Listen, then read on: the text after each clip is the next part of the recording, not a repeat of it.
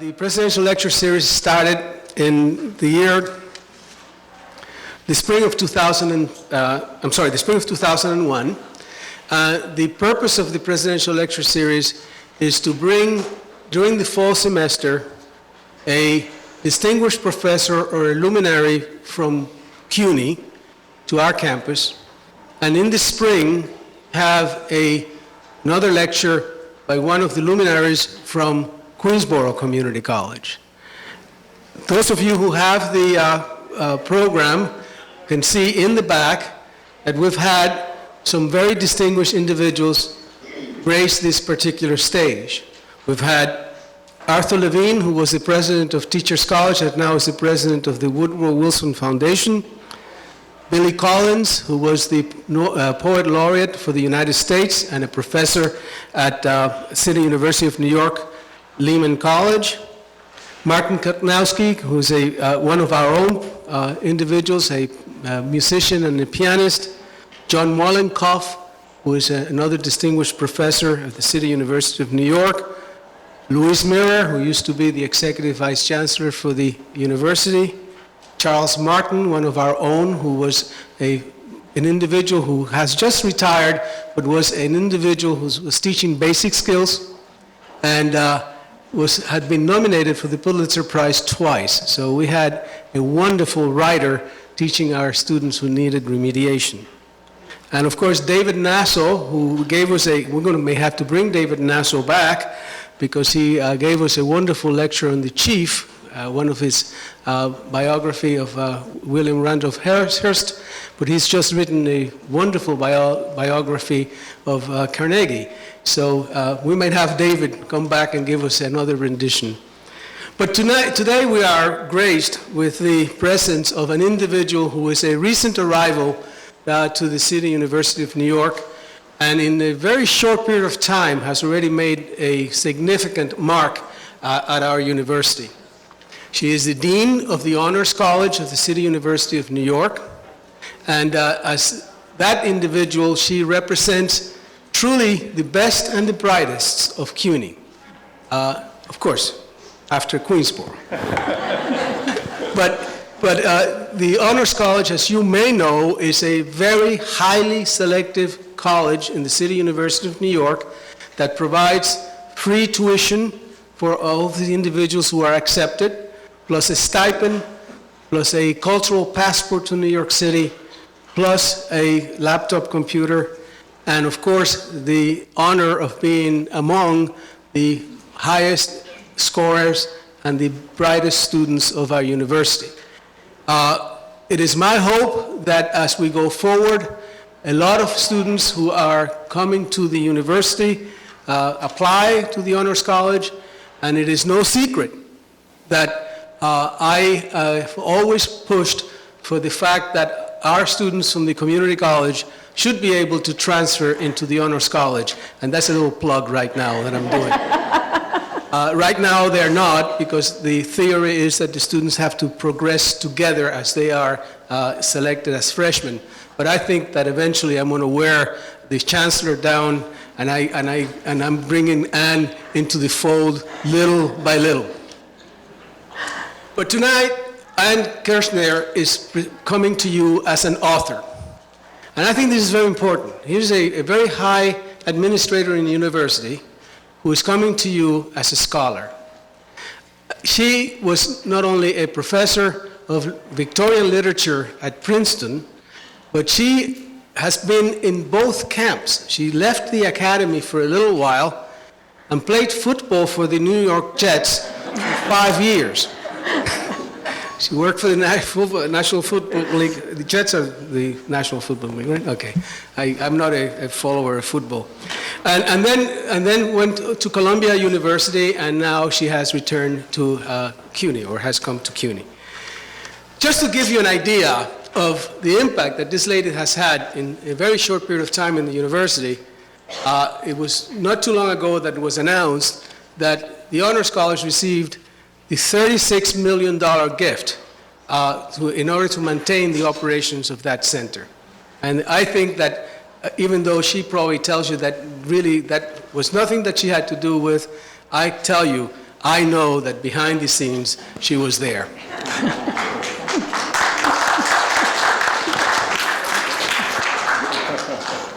Tonight, she's going to talk about something very dear to her heart. As you very well know, she's going to talk about Sala's gifts. As you know, also, this is an individual who was closely related to her, was her mother, and that at one point in her life, she decided that she was going to share with Anne letters that she had written while she was in the labor camps in the Second World War. So I believe that this book, and I'm certain that some of you have read it, and I have read some part of it. I have not, confess I haven't finished it, but it really draws you in. The writing is so spectacular, and the story obviously is so spectacular that it's a really wonderful read. So if you have not read it, especially the students who are there, I suggest that you go to the bookstore, buy one of these books, and I take 10% of this, and read it. It's a wonderful read. I'm certain we'll have some copies in the library if you don't want to buy it. Well, anyway, I'm looking forward to joining you in the audience and listening to the wonderful lecture by Dr. Ann Kirschner. So thank you very, very much, President Marti, for inviting me to join that distinguished group of lecturers who have come before to Queensborough. I joined CUNY in July, and this book was published in November. And for the last couple of months, I have sometimes felt sort of torn between the author and the dean of the CUNY Honors College. And so it's particularly a delight to be here today to see those roles converge, where I can feel absolutely at peace that I'm, speaking for CUNY, but also as an author. I spoke recently to a small group, and they asked me whether I felt that writing the book had changed me at all. And they specifically asked me whether it had changed me as an activist, which I thought was sort of interesting. And I realized that it has changed me in many, many ways.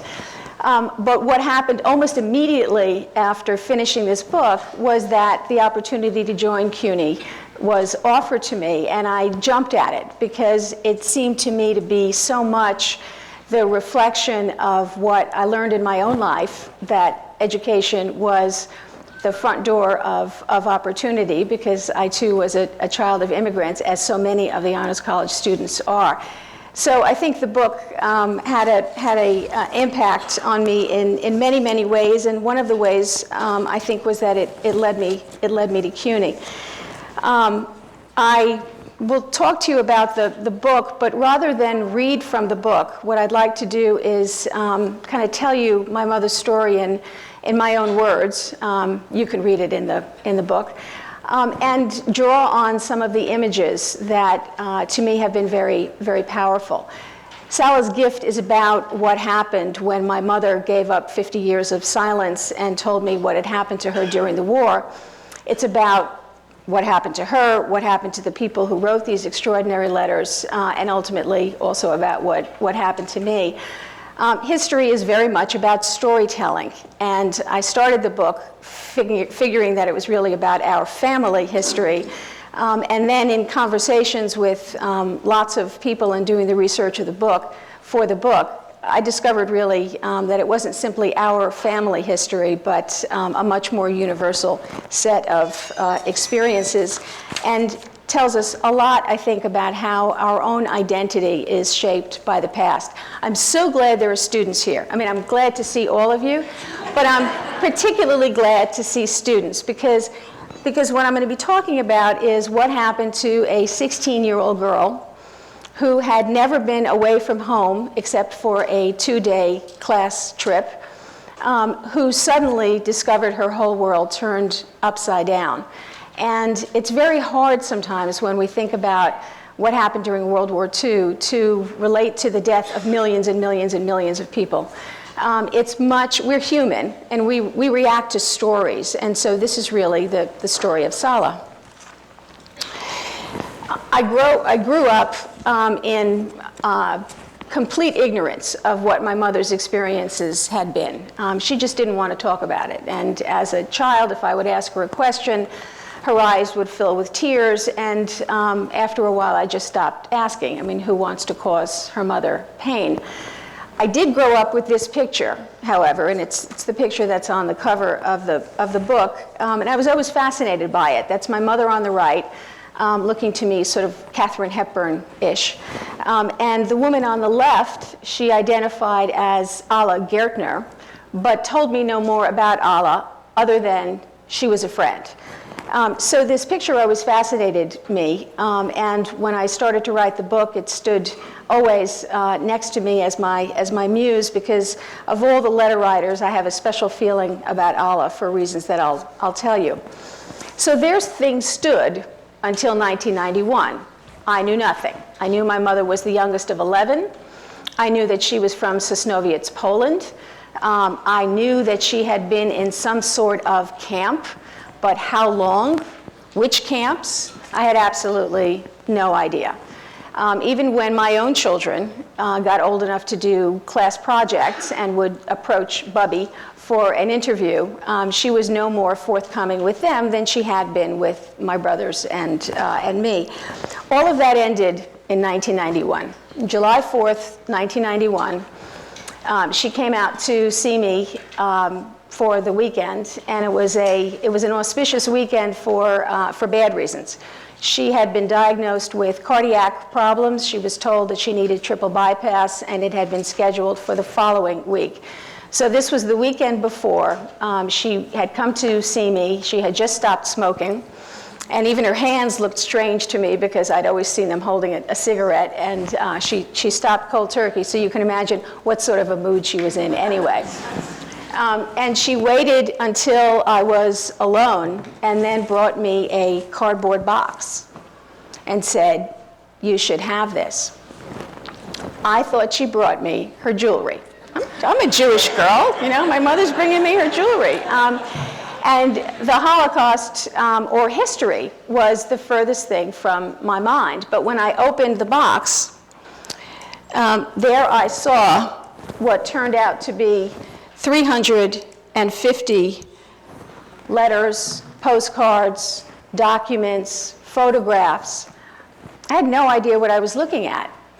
"These are my letters from the war," she said. And that was the first time that I ever knew that these letters existed. She began to talk a little bit, but she was tired. Besides, she really wanted a cigarette. And so we put the letters back in the box, but she gave me the box. She had the surgery, she recovered. And from that moment on, somehow the letters became a bridge to the past that she had never been willing to talk about and the present. And so she allowed me to ask her questions. Most of the letters were written in German, even though she was Polish, and that's because the Germans wouldn't allow them to write in Polish, and so they had to learn German under, duress. Most of the letter writers, there were 80 letter writers, 80 correspondents, but the most prolific of them was her sister, Riesel, whom I knew as my Aunt Rose. She was a couple of years older than my mother. And I had the letters translated because, now, nearly 50 years later, my mother had not spoken or written German, Polish, Czech. Even her written Yiddish was a little weak. And so I had the letters translated, and then with the help of the letters themselves, my conversations with her, I began to put the story together. And there's no doubt that from that moment in 1991, I was an obsessed person because these letters were just quite simply the most interesting thing I'd ever seen. I mean, the moment I got the letters, I saw a friend of mine about an hour later, and I grabbed him by the shirt and I said, "You won't believe what my mother gave me." My life changed in that instant. It was a turning point. But my background is in English literature. I taught Victorian literature, but then for years and years I was in business. So it had been a long time since I had done a research project, and I was far from a competent historian. So the first thing I had to do was reacquaint myself with the basic facts of World War II. And to understand my mother's story, you have to understand that the experience that she had as a Jew in Western Poland was very different from what happened to the Jews of Germany, the Jews of Czechoslovakia, the Jews of Hungary, or the Jews of Eastern Poland. Because my mother's city of Sosnowiec, which you see circled in red there, was in that area of Poland that was right over the border from Germany. So as soon as the Germans invaded, they were literally in Sosnowiec, Poland, the next day.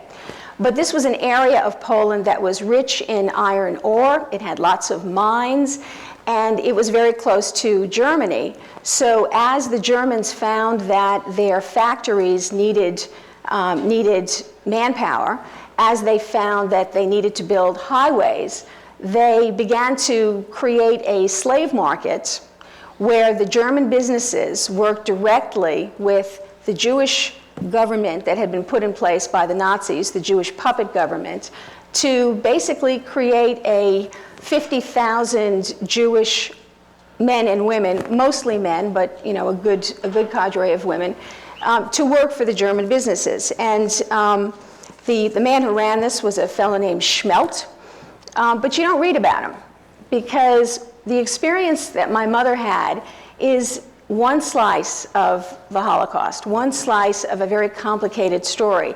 It's actually one that has been far less written about than many of the other aspects of the Holocaust, which I think is part of the reason that people have been so fascinated by the letters, almost as fascinated as I'd been. So to go back to how it started for my mother, Sosnowiec, Poland, is a city of about 150,000, and about a third of the population was Jewish. My mother's family was poor. That's my grandfather on the upper left-hand side. He taught Hebrew school to students.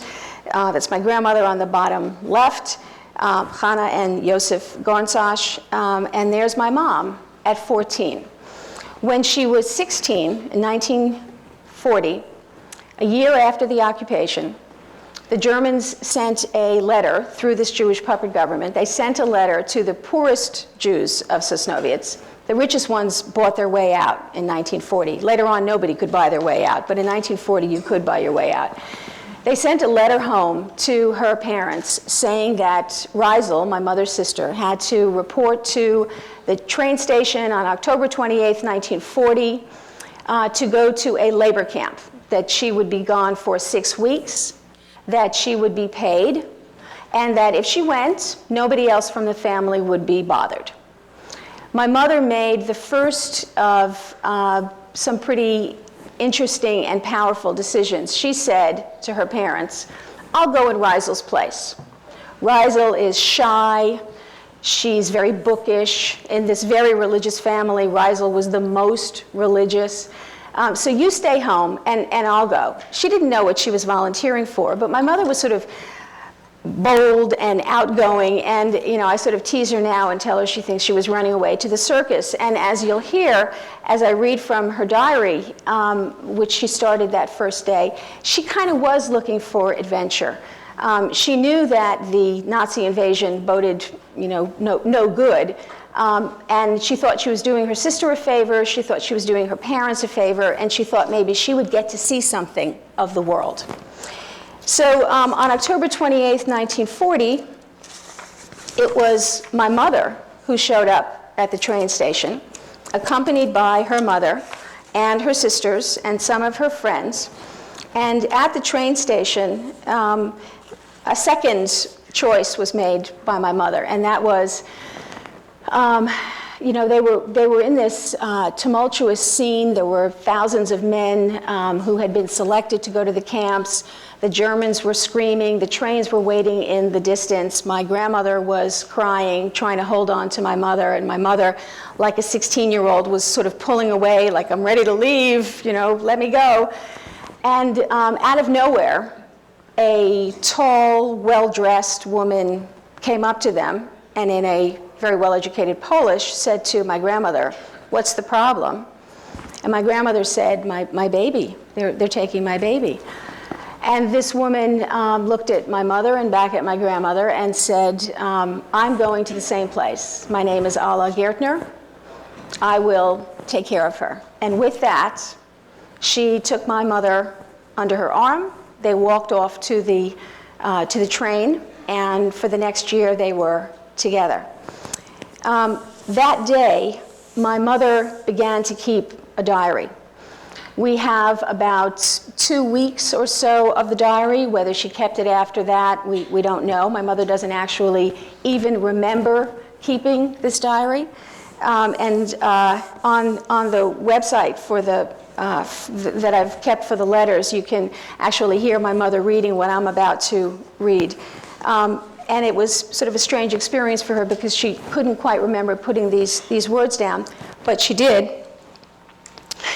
And there's the first page of the diary on the right, and the only other known picture of Sala Kirschner on the left. And you can see in the upper right-hand corner the date, European style, October 28th, 1940. And she starts from the time of departure from Sosnowiec.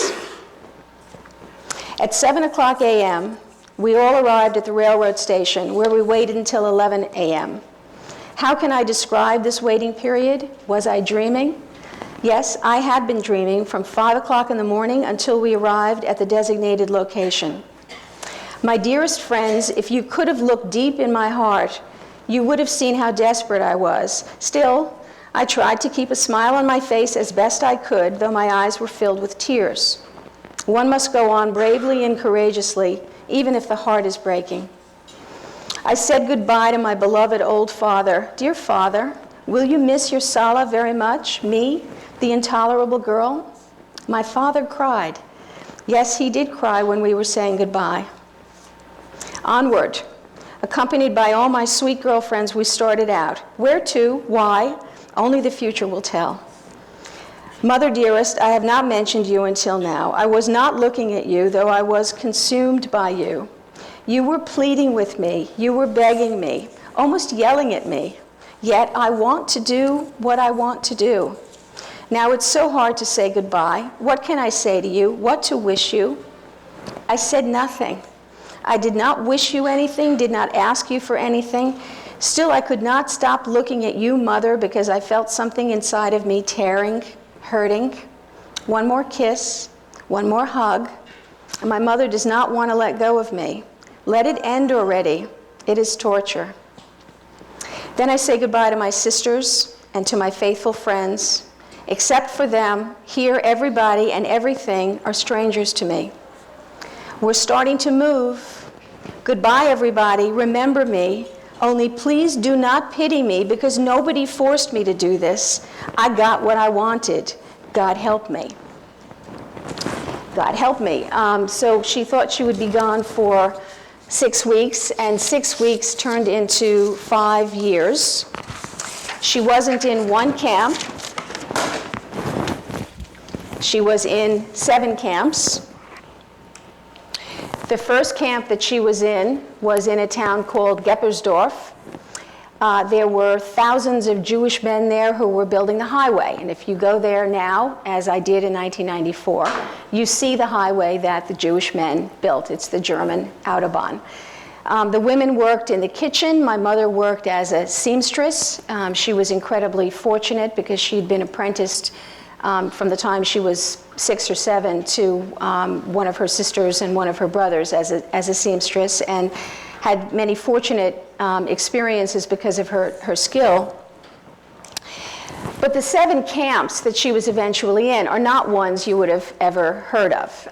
In fact, I would guess that none of you have ever heard of those 7 camps. Because again, these were Nazi slave labor camps. Although the conditions were terrible, they didn't have anything decent to eat, they were cold, they were hungry, they were sometimes beaten, but the Nazis delivered their mail. From 1940 until 1943, the letters were given to the postman, and they turned up at the camp, and the Jewish elder of the camp gave out the letters to the Jews who were there. The rule was supposed to be that if you got a letter, you had to hand it back before you would get another one. But my mother was always flaunting the rules, and she decided very early on that she wasn't going to give her letters back to anybody. They could ask her as much as they wanted. So she began to hold on to these letters, to hide them, sometimes to bury them under the ground, sometimes to give them to a friend if she felt there was going to be an inspection, because she made a decision early on, and again, this was her third choice, that no matter what happened, she would not be separated from her letters. This is the very first letter that she got from her sister, the first of about 115 that Reisel would eventually write. And you can see that there are holes punched on the left-hand side. That's because they were put in a binder, and again, the rule was you couldn't get the new one until you handed the old one back. The letters themselves, and the book, I use about, I guess about 70 letters or so in the book, and then there's narration around it. The letters themselves tell you life on an everyday basis. They don't tell you what was happening in the war, because these people didn't know what was happening in the war. They didn't know that Japan was in the war. They didn't know about the battles in North Africa. They didn't know anything. They only knew what was happening right in front of them. The letters were censored. Many of them have a Z marking showing that the post office stamped it as censored. And they developed codes for certain things. A wedding, they would refer again and again to a wedding, which meant a deportation. So if my aunt wrote to my mother, there was a huge wedding, but I wasn't invited, that meant there was a big deportation, but I wasn't taken. So let me read you a little bit from the very first letter, which is dated November 4th, 1940. So this is just 2 weeks after she was taken to the camps. Dear sister, we were very happy to get your postcard, as you can well imagine, but Sala, don't think that we stopped worrying just because we received it. Nothing of the kind, because you write so little about yourself. Write in more detail. How is the food? What do you eat? When? And do you like the food? Do you cook? Write as often as possible. What are the sleeping arrangements? You write that you have separate beds. Do you have covers? Do you have heating? We're anxious to know everything. Dear Sala, we certainly want to know everything about you, but sometimes we forget the right thing to ask, so fill in whatever is missing. We haven't sent you a package yet because there was no time. We'll try to send one, maybe tomorrow, as soon as we find out how. All is well with us. When Mother received your postcard, she was the happiest person in the world. As of now, our brother-in-law David remains at home. We don't know if he will leave. Our sister Lyadina and her children are in good health. You should have seen how our niece Salusha kissed the postcard from Aunt Sala. Reisel. Reisel remains in Sosnowiec with most of the other family members until August 19th, 1942. That week, there was a deportation that I've read probably 20 descriptions of, and one is more horrible than the next. About 20,000 Jews were brought together in a sports stadium in Sosnowiec, Poland, and in a couple of other areas around there. And over the course of 4 or 5 days, in the heat of August, through a torrential downpour, there was a selection process that went on for days. Parents separated from children, old people separated from young people. It was during that deportation that my grandparents were taken to Auschwitz. Some of the family members were allowed to remain home. Reisel was actually selected for deportation to Auschwitz, but one of the other sisters, a sister named Blima, managed to sneak her over to the side that was destined to go to a labor camp. And we then have a series of letters that were written from their labor camp into my mother's labor camp. So the first letters we had were from Sosnowiec to the camp, and now we have these intra-camp postcards. And you can see that this one, the return address on this one, is from the camp that Reisel is now in. So I read dozens of descriptions of this deportation, but nothing really brought it home. the way it did for me when I realized that we have 3 letters from 3 different eyewitnesses who are all talking about this same deportation. And that, to me, is the historical importance of letters, which do something that no textbook can do, because they tell you what it was like minute by minute and what the emotions were from people who were actually there. So let me read to you a little bit about the deportation from the point of view first of Reisel, then one of Sala's friends, and then one of their other sisters who was allowed to go home. August 25th, 1942. Dear Sala, I'm sure you're wondering about this new return address from Nijsalts, but that's what happened. Your sister Blima and I are here together. Thank God. We're not doing badly. Don't worry about us. But we're worried about you and about our dear, precious, precious parents. We don't know what happened to them. May God see to it that we will have good news. Layadina and David apparently returned home. On the last day, on August 19th, we saw her on the way to the station, which reassured us somewhat, but we didn't see our parents. May they be well. Sala, Sala, you're the best. We're always holding your picture in our hands, and we keep talking about you. If you have more than one photo of our parents, please send it to us. Otherwise, there's nothing else to say. 1,000 kisses from both of us, Reisel. Her friend writes, Dear Sala, after a long silence, I'm writing you a little postcard. It's not, Dear Sala, as if I had forgotten about you, but you know how things are.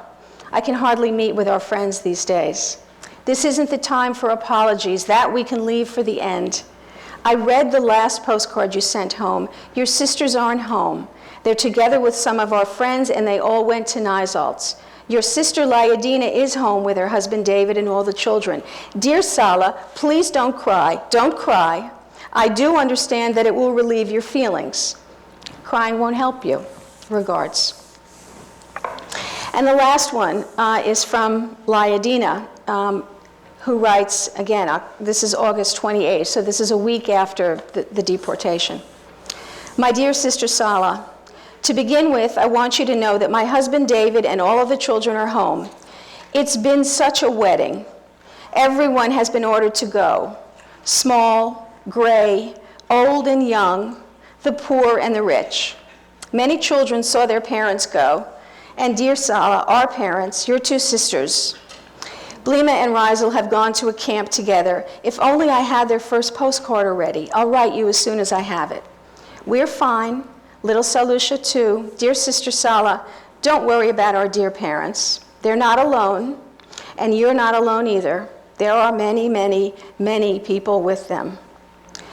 Mr. B's wife sent away all of her children, and she's on her own now. Stay well. Layadina and David. I think that's the first time I ever read that one without crying. I'm not sure if that's a good thing or a bad thing. Towards the end of 1942, my mother had been moved around to many, many different camps. And in one of these camps, there was a typhus epidemic. And we're now at a point in the war where the German businesses realized that the slaves they had through this relationship with this man Schmelt were very, very precious. Everybody else was being sent to death camps. These 50,000 Jews who had been selected as slaves they needed to be protected. So in this camp where there was a typhus epidemic, the head of the camp decreed that all work should stop because he didn't want to expose his Jews to outside germs. And there was sort of a relaxed atmosphere for about 6 weeks. And in those 6 weeks, Sala fell in love. There was an older Czech businessman whose name was Harry Haubenstock. He was quite a bit older. She's about 18 at this point, and he was in his early 30s. He shared his cigarettes with her. He shared his baby pictures. He shared his dreams. And of course, he wrote to her. Now, these letters were not mailed. These letters were smuggled. When they stood online for a lineup and they had to report their number, they would take a piece of paper and they would pass it down the line until it found the hand that it was supposed to reach. Or if they saw each other at the food distribution, they would quickly pass a note. They always had one ready. And so Harry wrote about 50 or so love letters to my mother, and here's a characteristic one, and they're in a camp now called Grosspanov. My dearest little Sala, you're an interesting person here in the camp. Everybody wants to know what you're going to do when I'm sent off. Sometimes I hardly know what to say because everyone seems to have their own ideas. Still, I'm glad about these questions because they show me that you're popular with everyone, and they envy me. I'm so unspeakably happy about this, I can't tell you. Sometimes I hardly know what to say because everybody seems to have their own ideas about you. Believe me, most precious little Sala, I hardly recognize myself any longer. I've changed so much, and if someone were to see me now, they would hardly believe that I should be capable of such a deep and sincere love. But I'm glad about this change, because this is what my dear parents wished for me. I would be the happiest person on earth if I had an opportunity to introduce you to my dear parents and to meet yours. My sweet girl, I'm afraid that you'll be sad again because I'm writing about our dear parents, but these days I think of them every day. Sweetie, please be so good as to write to me today. We'll see each other later at the food distribution. Sala, I'm closing now and remain with 1,000 kisses. Your Harry. This picture was actually taken in the camp. You can see Harry there looking rather jaunty in a borrowed suit with the Uda star, the yellow star on his lapel. There's my mom on the left. They were separated, and my mother actually didn't find out until 1994 what happened to Harry, and I was the one who solved the mystery. But in any case, this picture was taken in the camp. Harry and Sala were then separated, and for Sala's birthday, March 5th, 1943, he mails it to her in her last camp, which is in a town called Szatlar, on the border between Czechoslovakia and Poland. By the end of 1943, only Alla remained in Sosnowiec. And the reason that she remained when so many others had been deported was because she was working for the Jewish government in Sosnowiec. This letter that I've pulled out the letterhead of was actually written on the letterhead of Moses Marin, who was the governor of that region. But finally, Alla's luck also ran out, and in August 1943, this was really the end of the ghettos, even in Western Poland. The labor camps were shut down. They were consolidated into one of two camps, Auschwitz or Gross-Rosen. And any Jews who were left in Poland were sent to one of those two camps.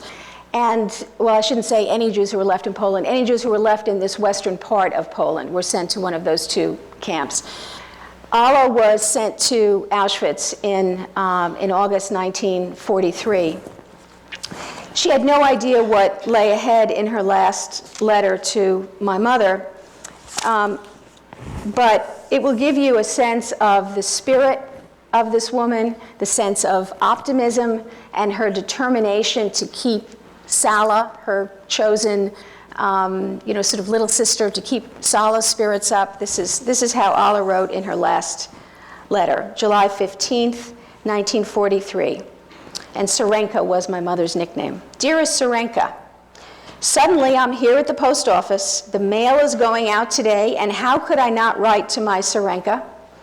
Just now, my husband, little Bernard, was here. He looks good and feels well. I'm curious about how you are, how your health is. We are well and plan to go to the camp. Today is a gorgeous day. We're in the best of spirits and have great hopes for the future. What's doing with Harry? Where is he? Why is he silent? Maybe I'll have another chance to find out more about him. But don't worry, girl. It'll be fine. Be brave. Stay well. Warm regards from my entire family and from Bernard. Kisses, your little Alla. When Alla says, we're going to the camp, she knows very well what lies ahead. In Auschwitz, She was separated from her husband. He was probably killed immediately. I've never found out what happened to Bernhard. But Alla was assigned to the office, and she worked in the munitions factory that was on the grounds of the camp. She was recruited as a member of the underground movement at Auschwitz, and together with a group of other women who also worked in the munitions factory, they stole gunpowder, literally grain by grain, coarse granules of gunpowder, and passed it through sort of an underground railroad to another prisoner on the men's side who was building bombs. And on October 7th, 1944, there was the only armed uprising at Auschwitz, which was fueled by the gunpowder that the women had stolen.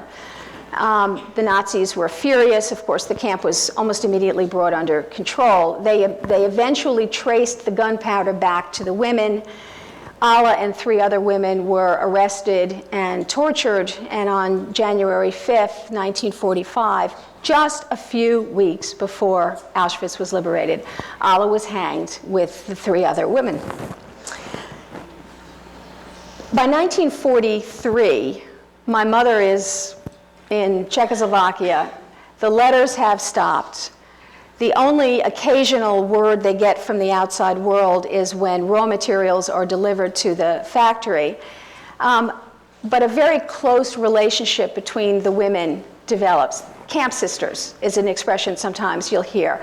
And there's only one of my mother's camp sisters who's still living. And when my mother gets together with her, it's as if they saw each other yesterday.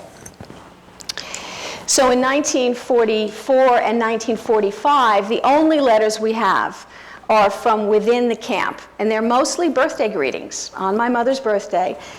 They smuggled these letters to each other inside of the bunks.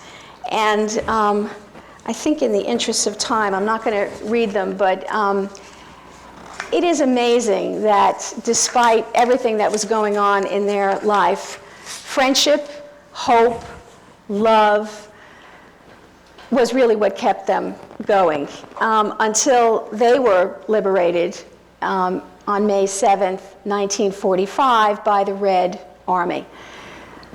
They sewed flags of different colors. They didn't know who would liberate them. They knew liberation was close because they knew that there were soldiers in the forest.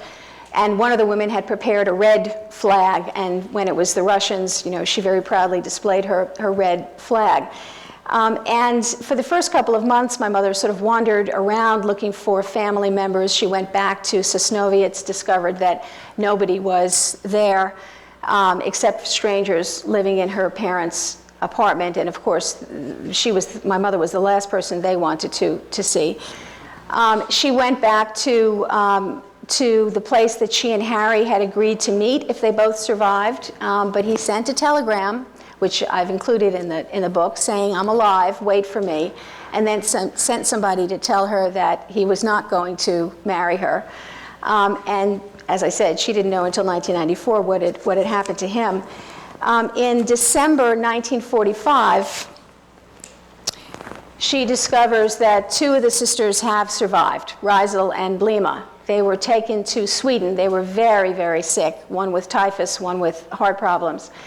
And the Swedes accepted about 700 Jews, mostly women, who had been liberated in Bergen-Belsen, more dead than alive. Reisel and Blima walked 300 miles in the winter of 1945 without shoes, and then ended up in Bergen-Belsen, which was liberated by the English. And then the letters begin again, and we have some extraordinary letters of jubilation when they discover each other.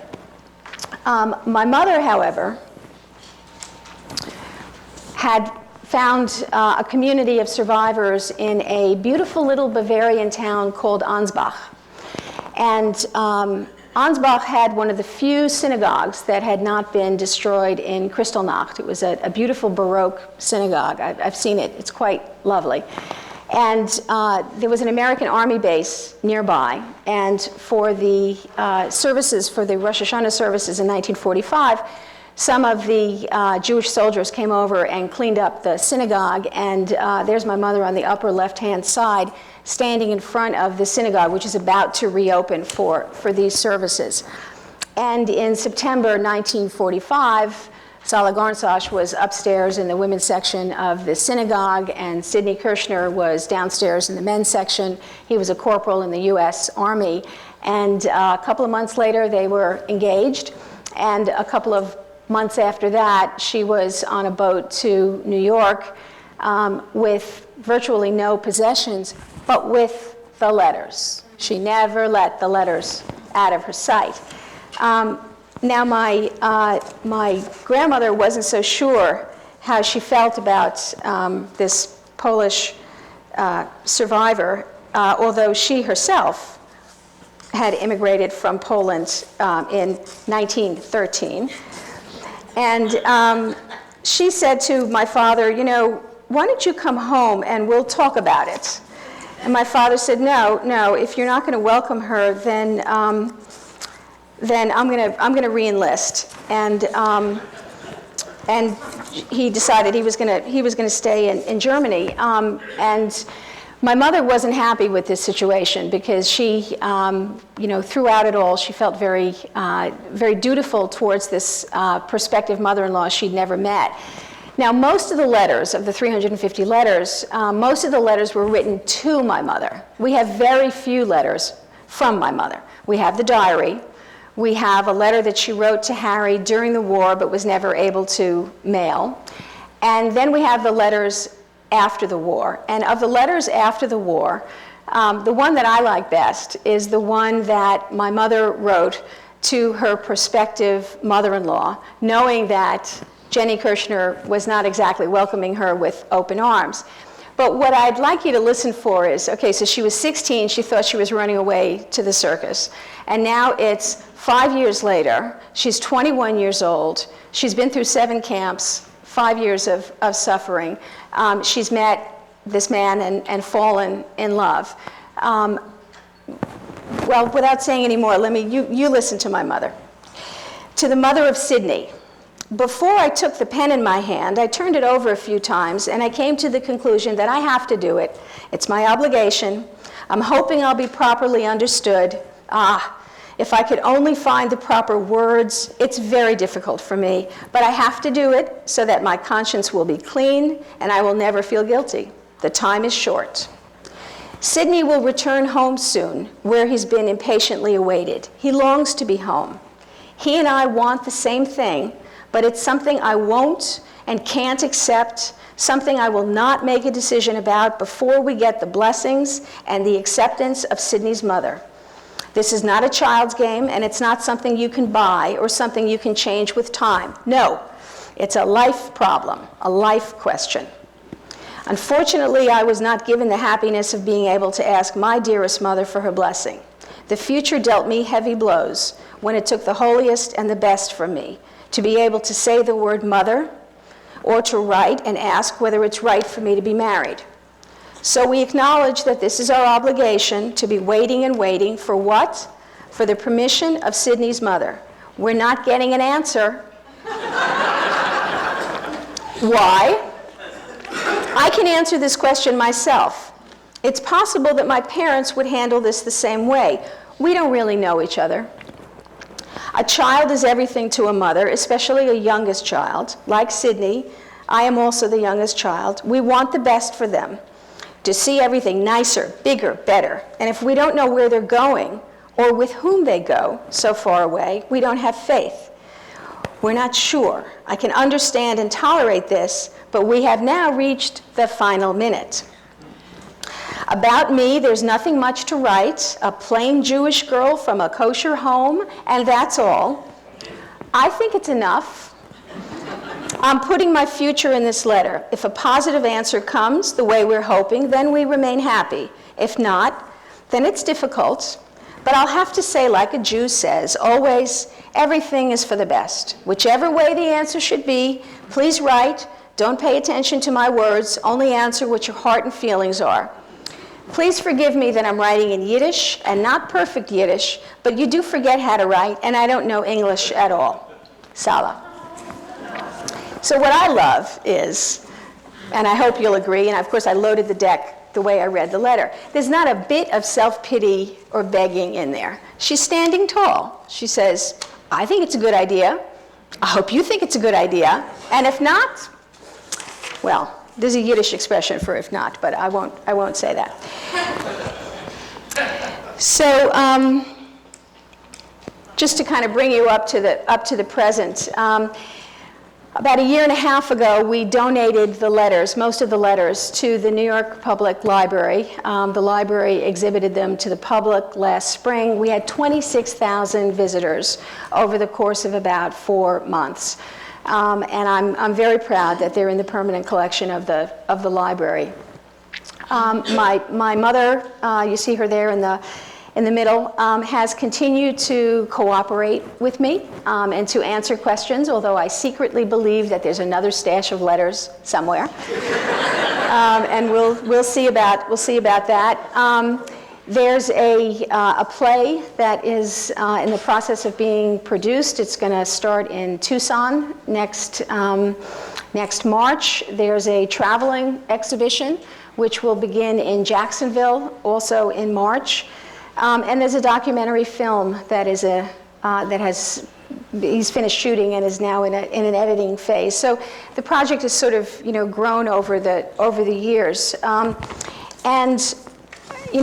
I think the reason that I felt obligated to write the book was really in part because all of these other people were finding so much in the story, the documentary filmmaker and the person who was developing the exhibition and the playwright. And I really felt this was my mother's gift to me first, and it's important that it be my gift to other people, and that at least somebody in the family tell the story the way we've seen it. So I thank you very, very much for coming today, and I thank you again, President Marti, for making me part of this process and for listening to Sala's gift. Thank you.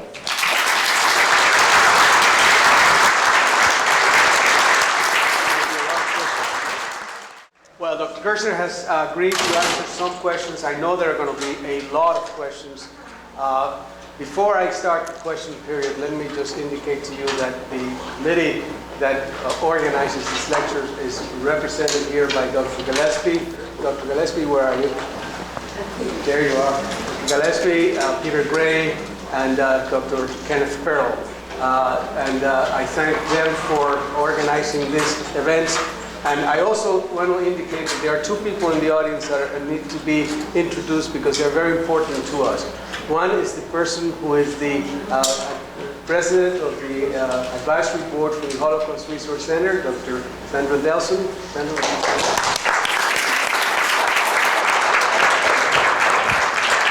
And as you know, and perhaps if you haven't heard, you will hear, we're in the process of trying to raise $5 million to maintain the operations of the Holocaust Resource Center, and we have had a lead gift, and we didn't get the $36 million that you got, but we got $1 million, and Mrs. Harriet Kupferberg for being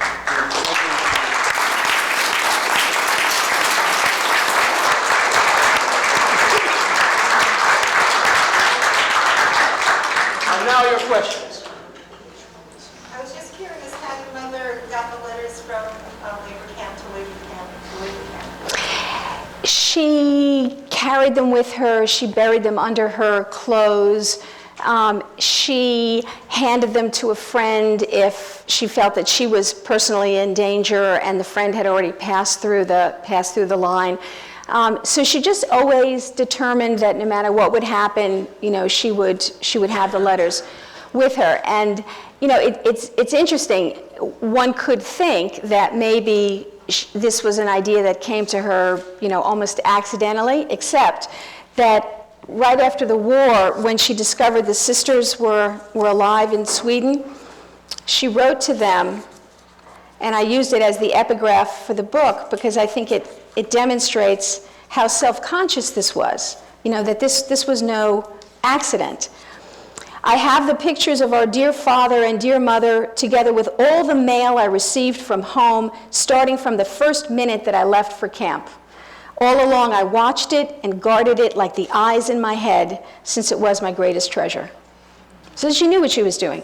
And there was a, keeping diaries and writing letters was very much a European custom then, but there was also a tremendous emphasis that some of the Jews felt sort of a natural obligation to document what they were seeing.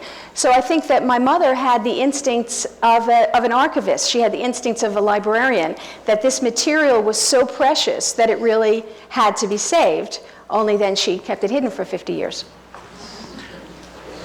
You said you were going to tell us what happened to Harry. Oh, if my husband was here, he would say, "Don't tell him, make him read the book." But Harry had a girl in every camp. Is the short answer. I mean, he was, I believe, serially monogamous. I don't think he had more than one girl at a time.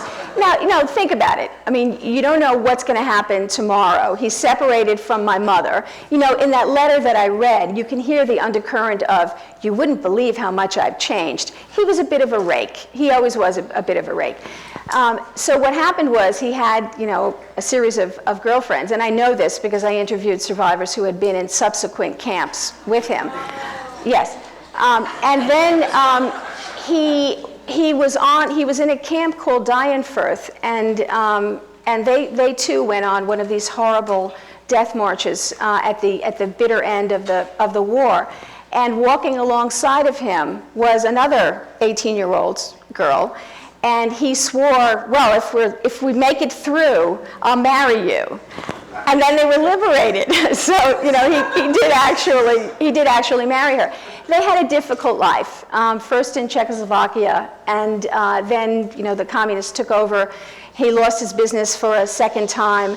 Eventually, the family emigrated to Germany and resettled in Germany.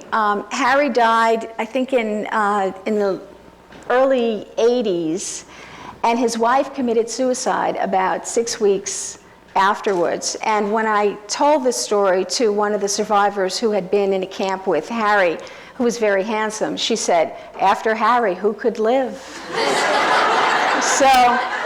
But I met his daughters in 1994, and it was really quite extraordinary because I was bringing them their father's baby pictures. I was bringing them the love letters that he had written to a woman they've never heard about.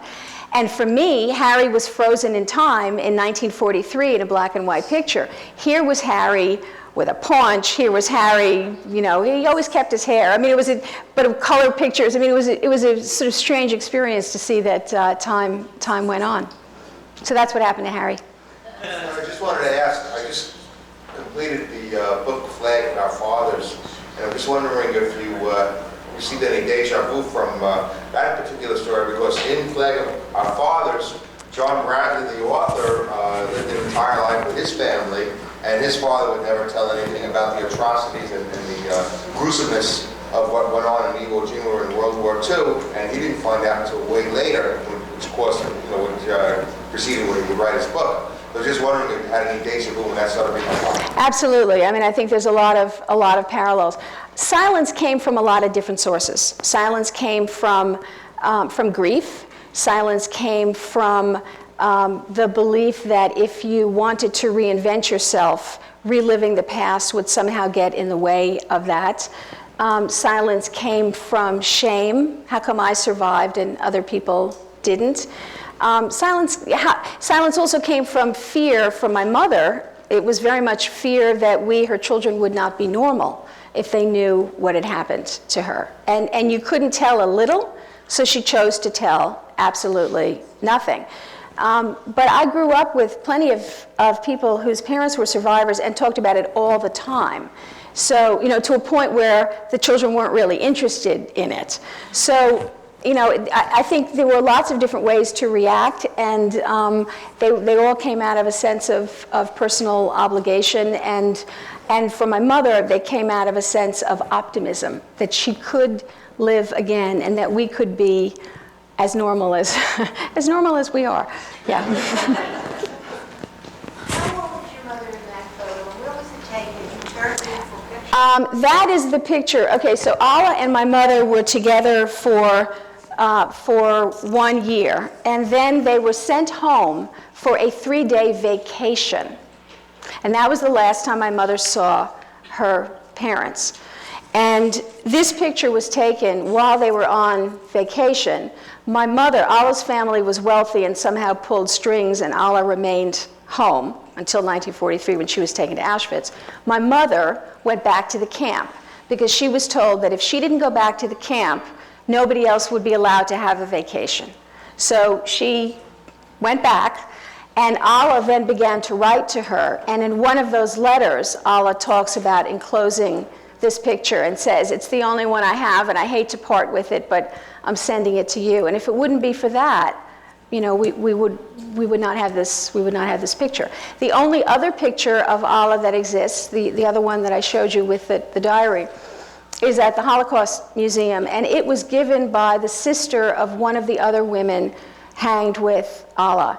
And I've corresponded with that woman for years, and I sent her my account of the uprising and the investigation at Auschwitz, because, you know, having this be as accurate as it can be was just tremendously important to me. So she read that account. But Alla left no family. Alla had no sisters who survived, no friends who have ever come to claim her. So I kind of feel like we're the only family Alla has left, and she's so extraordinary that, you know, I think celebrating her is tremendously important. Two more questions. Just wondering, the Nazis were very secretive, very, very careful. I'm just wondering if you uncovered your research, why they allowed letters to be written, you know, from the camps, and also letters to go back into the camps. It is wild, isn't it, that they allowed the letters to pass through. I think in the beginning, it was simply to keep the lid on the ghetto. You know, don't worry, you're writing to her, she's writing to you, everything's okay. You know, they didn't want to have to quell an uprising in every town they were in. But it was also good propaganda. You know, they could show, and there were other cases of Red Cross letters, you know, going back and forth to show that all this stuff that people might be reading about in the camps, you know, it really wasn't happening. So that the letters became a good propaganda tool for them. I think the other reason is that the Schmelt camps were so protected by people very high up in the Nazi government, because these Jews were so precious for working in textile factories and construction sites and munitions factories, that they didn't want to do anything that might disturb the value of that labor until 1943. And in 1943, they shut them down, which was so not in their best economic interest. It was so not in the interest of the war, because, you know, there was one tank factory that lost most of its labor force overnight. I mean, it was the triumph of ideology over the war strategy. They preferred to kill the Jews rather than win the war. And, you know, it was a strange, thank God, yes. Well, one last one. Well, I was just curious. I know that the letters were very valuable to your mom, and then they became very valuable to you. But is there any side of you that would rather have not known about them? Not known about them? Not having to deal with them. There is no side of me that wishes that I hadn't received them. I feel my life would have been deeply impoverished if I hadn't had it. I mean, how many people get to know their mother as a young girl? How many people get to see how their own family story blends into history? You know, it's a source of just tremendous interest and excitement and pride for me, because I think my mother is one cool lady. So no, there's no part of me that that wishes that. Well, please join me in thanking Dr. Kirschner. Thank you very much.